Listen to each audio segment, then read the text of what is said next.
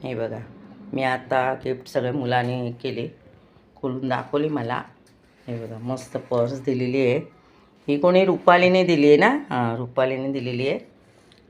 हे बघा, मस्त हार वगैरे छान दिलं आहे तिने. मस्त गिफ्ट दिलं आहे, मला आवडलं खूप. आणि पर्समध्ये पैसे नसतील दिले, 10 रुपये पण नसतील दिले, 100 रुपये तरी टाकून द्यायचा गं.